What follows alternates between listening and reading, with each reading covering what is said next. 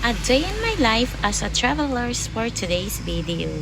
So, welcome back to my channel. Manood muna kayo, char. At today, pupunta nga pala kami sa Boracay. So, ayan yung flight namin. So, waiting kami. Nandito kami sa airport. So, waiting kami sa aming flight. And, ito, sasakay na kami. So, yan yung airplane namin, Air Asia. And, ayan. Pupunta kami sa Boracay.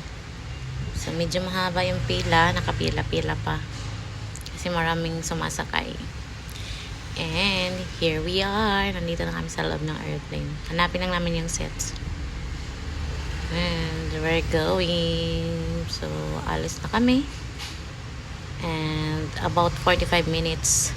Nandito na kami sa arrival na kami sa Caticlan, Boracay Airport. Ayan. So, yung first steps namin, susunduin kami ng aming service, service. Ayan. Susunduin daw kami ng tas sasakay kami dito. Dito kami sasakay. Ayun. So, hindi ko alam magkano yung ticket na bayad niyan. Basta, yung aming, na lang. So, yan. So, yan yung sasakyan namin ito. Nandito kami sa gitna ng dagat. Yan. Tatawid kami papunta sa Boracay Island. So, yan. Medyo malakas yung alon niya. Kaya, sige lang, pag giwing-giwing lang yung aming sinasakyan.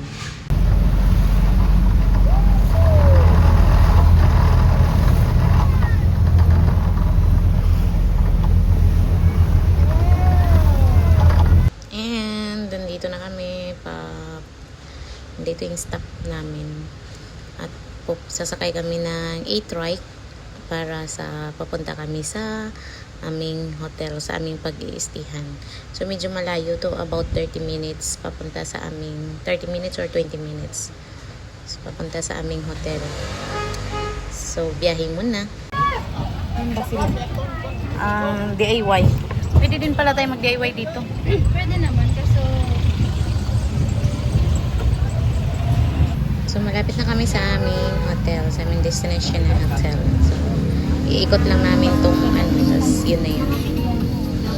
At ito ay mag-room tour tayo. Papakita ko sa inyo yung aming room. So, ayan, ganyan. So, dalawa lang kami. Good for two. So, twin size yung bed. Namin. Ito yung CR. Ito may cabinet pa siya. Tapos yan, twin bed yan. Pang dalawahan talaga. So, ayan, may aircon, may ref, may mini ref. Ayan. So, may TV pa yan. Yung TV, may Netflix. So, kung may Netflix account kayo, pwede kayo manood dito. I-log in nyo na lang. So, ayun, may mga gamit na din sila dito. Pwede kayo magkape-kape. Tapos, ito naman yung terrace nila sa labas. So, yun yung terrace nila. So, pupuntahan natin. So, ayan. So, ganito yung terrace nila. Pwede kayo magsampay. Pwede kayo upo-upo dito kung gusto nyong mag-kape-kape. Ayan. So, meron silang swimming pool sa baba. So, nasa 4th floor kami. Meron din silang swimming pool dito. Libre pa. So, pwede kayo maligo anytime. Tapos, ayan.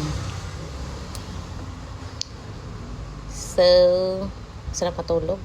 Ito yung CR. So, yung CR nila ito. Ang ganda ng CR nila kasi meron silang ganyan, cabinet. So, yan. Pwede ka maglabad to sa lababo nila kasi ang lalim yun. Tapos, meron din silang blower. Akalain mo, may blower. Pampatuyo ng buhok.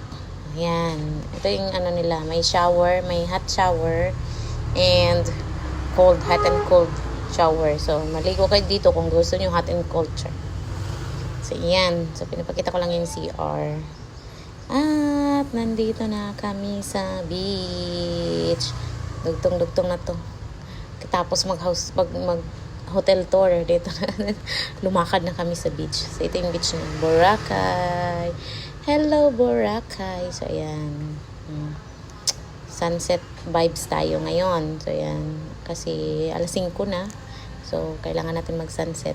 Ayan. Ang ganda niya. Maraming tao. So yan lang. Ito yung aming day 1 sa Boracay. So, Pinapakita ko lang sa inyo. Yun, ang daming tao. So, pwede kayo dito anytime. Mag-budget lang talaga kayo. Char. So, yun lang. Ayan siya, oh. Yun lang, pinapakita ko lang sa inyo. Thank you for watching.